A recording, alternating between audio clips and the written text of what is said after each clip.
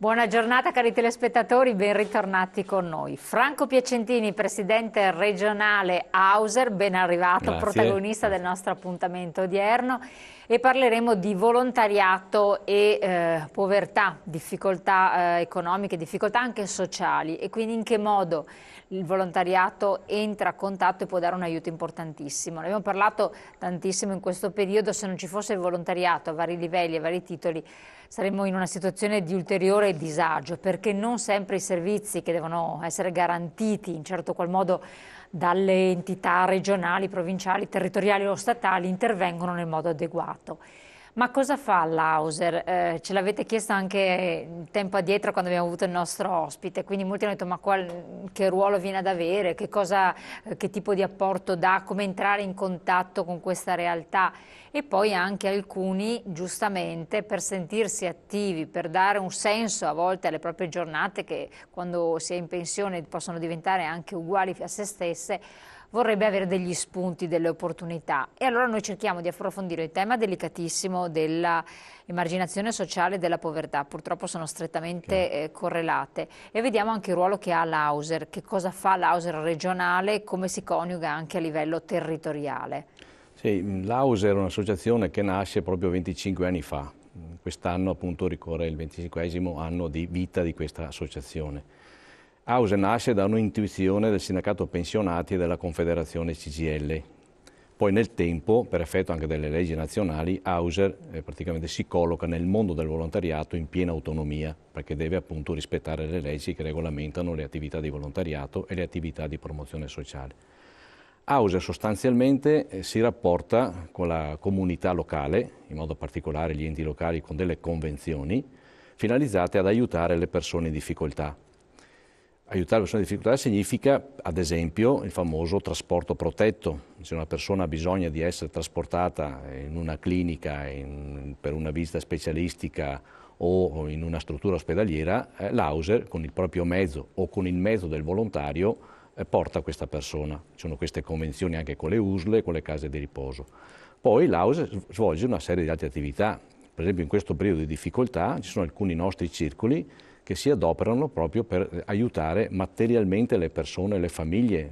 Penso soprattutto al banco alimentare, cioè danno, ovviamente quando dico danno significa dare in omaggio, dare praticamente questi generi alimentari alle persone che hanno difficoltà.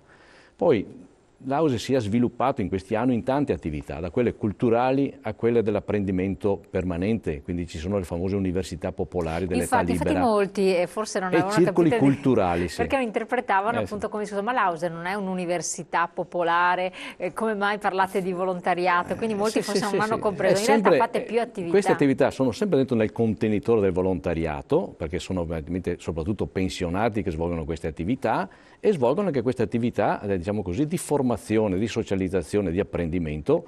Pensiamo all'esempio più conosciuto, l'utilizzo del personal computer, no? L'utilizzo dell'informatica. Sì. E dentro queste strutture di università popolare fanno dei corsi, ovviamente con degli esperti, per aiutare, per preparare, diciamo così, per insegnare, in questo caso al pensionato, alla persona anziana, l'utilizzo dell'informatizzazione. Benissimo, questo argomento interessa moltissimo tanti telespettatori, ho toccato un argomento e dopo torniamo anche al discorso delle povertà. Le sedi Auser, qua stiamo parlando a livello regionale, sì, quindi ci seguono effettivamente da tante province, da Belluno a Rovigo, eccetera. Dove sono? Come si possono trovare? Non mi dica su internet perché sennò chi ci ascolta ci uccide subito. Allora è semplicissimo, perché abbiamo 7 strutture provinciali che sono collocate nel centro delle città. Quindi ogni città ha la sua sede Auser. Auser provinciale, che è praticamente la cabina di regia per i circoli. I circoli sono praticamente la nostra rete operativa, sono presenti in quasi tutti i comuni, diciamo soprattutto i comuni medio-grandi. Noi nel Veneto abbiamo 250 circoli in tutte le province, sono presenti in tutte le province. Quindi non è difficoltoso trovare il riferimento.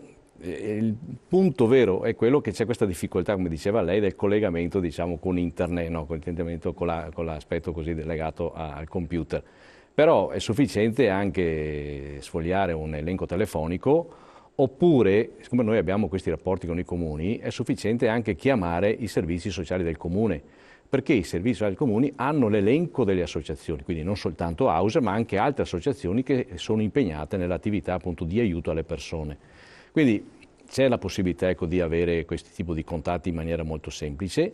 Poi è chiaro che noi lanciamo anche un appello, le persone ad esempio che escono dal lavoro e entrano nella fase pensionistica, nella loro vita diciamo così più di tranquillità, quindi che possono avere del tempo libero, sono ben graditi se dedicano qualche ora di tempo al volontariato, e per quanto ci riguarda le porte dell'AUSE sono aperte per far Quindi loro delle attività. volontariato che può essere anche di insegnamento, docenza di questo tipo, Sì, con l'università? sono proprio degli ex insegnanti che sono disponibili a effettuare queste lezioni, a effettuare questi incontri, e quindi per noi praticamente sono dei riferimenti molto importanti. Poi invece ci sono altre persone che sono più portate per esempio all'utilizzo del mezzo, quindi a spostare le persone, aiutarle appunto nei loro spostamenti, utilizzano appunto i mezzi o di proprietà dell'AUSE, che poi di proprietà per modo di dire, perché sono tutti mezzi che ci vengono dati diciamo in accomodato d'uso o ci vengono sostanzialmente concessi o dalla Regione Veneto quei finanziamenti, o dai comuni o dalle stesse fondazioni bancarie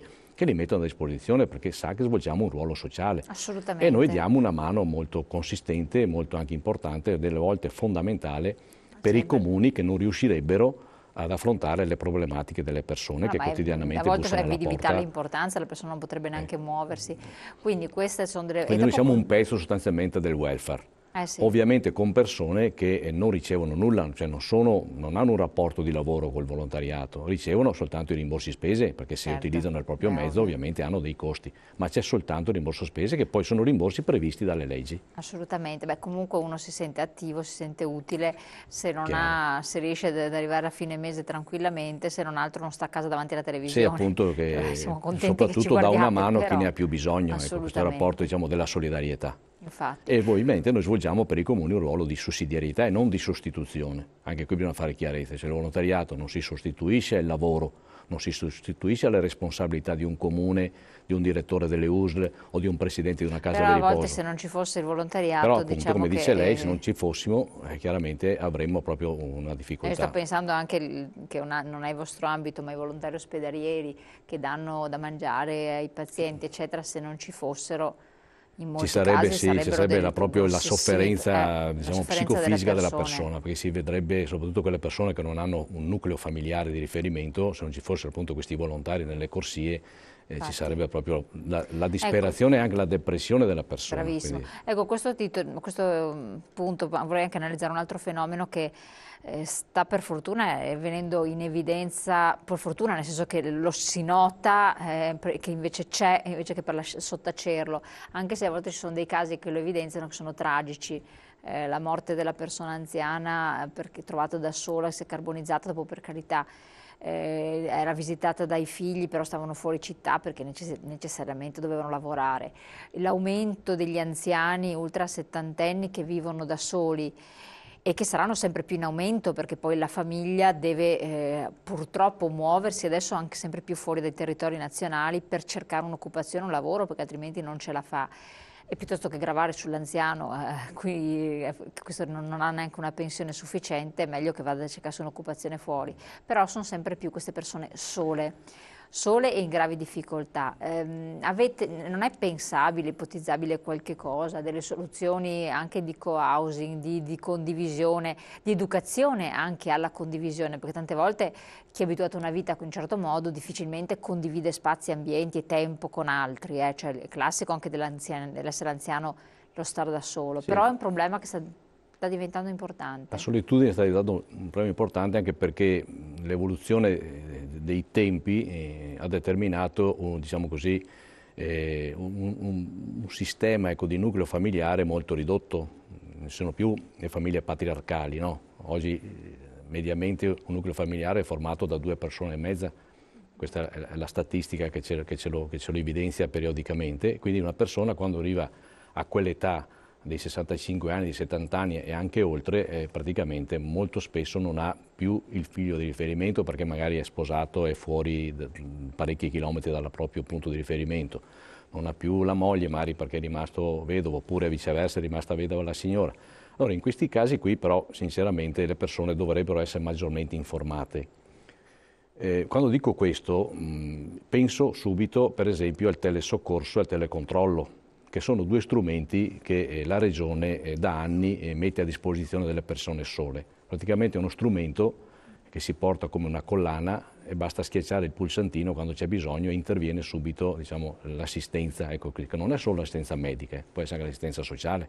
Questi sono diciamo, gli strumenti istituzionali. Noi invece abbiamo un nostro servizio di telefonia amica, che lo chiamiamo filo d'argento. È un numero verde che non costa assolutamente nulla alla persona che chiama quel numero. Che numero è? E il numero, sinceramente adesso non l'ho presente il numero. Comunque filo d'argento si può trovare, sì, si può trovare, ci sono anche dei pliant, adesso il numero, per non dare i numeri ovviamente assolutamente, però lo si può trovare benissimo, insomma, oppure si può chiedere anche telefonando ai servizi sociali perché ce l'hanno il nostro numero verde. Chiamando quel numero trova sempre una persona anche disponibile all'ascolto, anche disponibili, diciamo così, a intervenire se c'è bisogno, perché praticamente quel numero mette in moto la rete dei nostri volontari. Ad esempio, se lei chiama quel numero verde e ha bisogno, per esempio, di avere la spesa a domicilio perché non ce la fa a fare l'acquisto, c'è una rete di persone che sono disponibilissimi a fare l'acquisto della spesa e gliela porta a casa. C'è bisogno di fare alcuni interventi minimi di pulizia dell'ambiente, anche qui scatta questo tipo di rete di solidarietà e c'è questo intervento. Ci sono molte persone, per esempio, di volontari che al pomeriggio sono disponibili a fare, ad accompagnare quella persona sola, non so, ai giardini se c'è bel tempo, o ad alcuni programmi di spettacolo, no? Non so, teatro, momenti di ritrovo, perché molte persone magari non sono molto portate a frequentare i circoli. E allora magari sono più portate ad avere un rapporto diretto con la singola persona. Diciamo ci sono queste opportunità. Poi ovviamente i circoli sono aperti, perché ci sono i circoli aperti per il ritrovo sia mattutino che pomeridiano, lì si fanno un po' di tutto, c'è il gioco della tombola, c'è il gioco delle carte, c'è il gioco della dama, poi ci sono anche queste possibilità, chi è ancora in grado insomma, di muoversi con un po' di tranquillità, di fare anche dei corsi di ballo, di fare qualche attività motoria leggera, quella che chiamiamo ginnastica appunto leggera, quindi sono molte opportunità. E ovviamente non si chiede nulla alla persona che ha bisogno di questo tipo diciamo, di socializzazione, quella che chiamiamo così. Il punto vero è che non si conosce questa rete. Infatti, bravissimo, questo forse non si conosce questa rete, quindi lì ci vorrebbe, non so, forse diciamo, può esserci anche un nostro limite, per carità, che non siamo in grado di socializzare molto le nostre esperienze, di farle conoscere. Però è chiaro che le persone dovrebbero avere anche loro un po' la disponibilità, diciamo così, a contattarci, che significa chiedere, delle volte sa, c'è questo comportamento che chiedere aiuto, c'è quasi una vergogna del chiederlo, no? La persona, diciamo, ha la sua dignità e è convinta la persona di essere sempre autosufficiente, ma purtroppo la vita ci porta che arriveremo tutti, no, se abbiamo la possibilità di vivere un po' più a lungo, di avere dei periodi di difficoltà, sia motoria che anche dal punto di vista psichico. E allora se c'è qualcuno che ti dà una mano, insomma, vivi meglio, vivi più a lungo. Sto pensando però tante volte per appunto sapere che perché quando ti trovi nell'immediatezza, cioè anche a me, che io so che vi conosco, non verrebbe in mente. Non mi viene in mente l'Auser subito. Allora dico, l'anziano dove può avere delle informazioni? Magari in parrocchia, cioè sapere, cioè dovrebbe essere forse anche il parroco il primo che dire guarda che c'è l'Auser, i servizi sociali lo fanno, sono varie entità dove gli anziani a volte fanno riferimento nel proprio quartiere, eccetera, dove trovi questo e ti richiama l'attenzione. Allora sai che c'è l'Auser come ci possono essere altri centri, altri settori di volontariato adatti, perché per carità non è che poi se non vi trovate al contrario noi siamo una delle tantissime associazioni. Esatto. Però avere lo spunto, perché non sempre le persone hanno la capacità di cercare, anche l'inventiva di muoversi, perché anche se sanno connettersi in rete, cercare motori di ricerca, però devi avere l'inventiva. Cioè trovare le parole chiave. Lei giustamente faceva riferimento diciamo, al paese, quindi alla comunità, alla piccola comunità. Esatto, anche in questo caso noi abbiamo ottimi rapporti di collaborazione anche proprio con le parrocchie, con i parroci, perché ci mettono a disposizione anche degli spazi per fare attività. Anche lì c'è la possibilità appunto di conoscere la rete del volontariato di quel paese, di quella comunità. Però l'invito che io farei sarebbe rivolto, è rivolto soprattutto ai giovani. Cioè i figli o i nipoti dovrebbero praticamente informare il papà, il nonno, la nonna, che sul territorio ci sono queste strutture in grado di rispondere alle domande delle persone che hanno difficoltà. Dovrebbero essere loro, per esempio, che sono bravi a utilizzare il computer, invece di smanettare, come si suol dire, a destra e a manca, potrebbero soffermarsi lì e individuare, perché ci sono tutte le associazioni, individuare l'associazione più vicina alla residenza della persona anziana e quindi di aiutarla con questo modo, quindi di dare l'informazione, perché è vero, come dice lei, non si conosce, oppure si conosce il volontariato quando ci sono questi grandi avvenimenti atmosferici. Allora c'è l'alluvione, parte la protezione civile che è un pezzo di volontariato, parte la Croce Verde che è un pezzo di volontariato, parte la Caritas e quindi è un pezzo di volontariato, ma ce ne sono tantissime altre che fanno tutte quelle attività di aiuto immediato quotidiano tutti i giorni e lo fanno con molta modestia, lo fanno in silenzio, però è quell'attività straordinariamente preziosa. Proprio in questo periodo di difficoltà, e purtroppo con l'aumento delle povertà, il volontariato in prima linea, perché aiuta le persone anche su queste cose, non soltanto, diciamo così, per socializzare, per togliere dalle solitudini, ma le ripeto, che danno anche generi alimentari. No, infatti questo è un aspetto importante perché tanti hanno anche difficoltà a fare la spesa, poi comunque portare dei pesi a casa, eccetera. E poi teniamo conto che l'età aumenta, appunto, cioè l'aspettativa di vita è sempre più in là. Noi dobbiamo ringraziare anche parecchie strutture di distribuzione di generi alimentari che offrono gratuitamente, diciamo, al volontariato prodotti ovviamente che non sono scaduti, perché poi così evitiamo anche poi di fare magari una campagna terroristica dal punto di vista psicologico. Non sono prodotti scaduti, sono caduti buoni, sì. Li vengono dati in omaggio appunto alle associazioni e le associazioni appunto aprono questi famosi banchi alimentari e aiutano le persone. Noi ne abbiamo fatto alcune esperienze soprattutto nel Veneto orientale, che è la provincia di Venezia, con dei nostri circoli che sono aperti in alcune fasce orarie e in alcuni giorni della settimana, che praticamente danno questi prodotti alimentari alle persone che ne hanno bisogno. Ovviamente con un occhio di riguardo soprattutto alle famiglie che hanno magari bambini, che hanno persone anziane, soprattutto magari non autosufficienti, disabili, che ne hanno ovviamente più bisogno, perché i costi anche dell'assistenza sono pesantissimi per quelle realtà lì.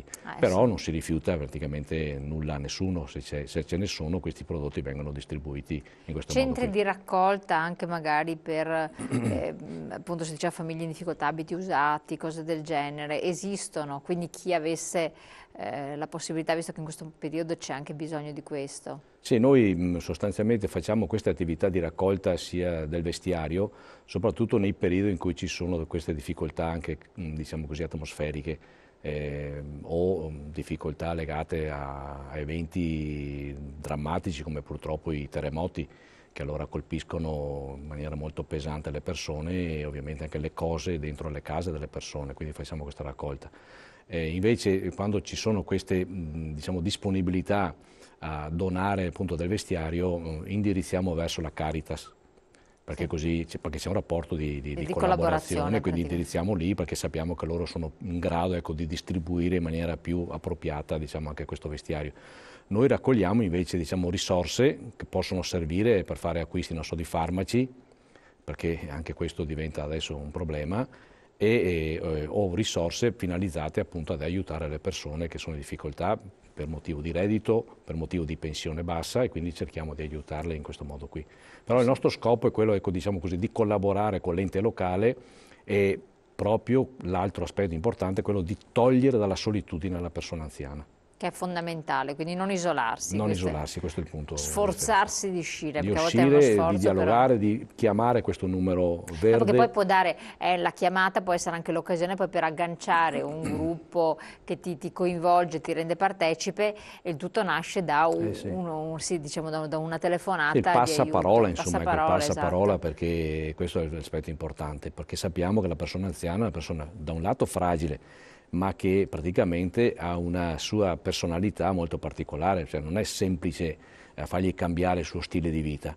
Quindi noi con molta, chiamiamo così, capacità anche dialettica di intervento graduale senza fare forzature, cioè non siamo psicologi, sia chiaro, ecco, però cerchiamo appunto di evitare traumi nell'impatto tra il volontario e la persona, perché sappiamo che a 70 anni, a 80 anni la persona ha in sé, diciamo, una scorza dura, certo, diventa difficile. Cioè, ma voi stessi, insomma, siete, sì, ci sono giovani, ma ci sono anche persone di una certa età che di avere un rapporto alla pari, quindi, e soprattutto entrare in un rapporto di fiducia, perché noi sappiamo benissimo che molte volte chi bussa alla porta non è una persona amica. Infatti bisogna stare anche là più molto, volte molto voi, attenti. anche attraverso questi vostri incontri, avete denunciato, perché dobbiamo usare il termine esatto, furti, raggiri e anche violenza nei confronti degli anziani, perché pensano di trovare, diciamo, ecco, l'amico, il volontario che l'aiuta, invece sono dei truffatori, delle persone che sono lì soltanto per fare del male e non fare del bene. Quindi ecco il rapporto invece di fiducia e di stima che deve esserci tra il volontario e la persona che ha bisogno di aiuto. Chiarissimo, andiamo subito in pubblicità, poi ritorniamo insieme e parliamo anche di altri problemi che voi affrontate, che avete analizzato, insomma, che sono di grande attualità.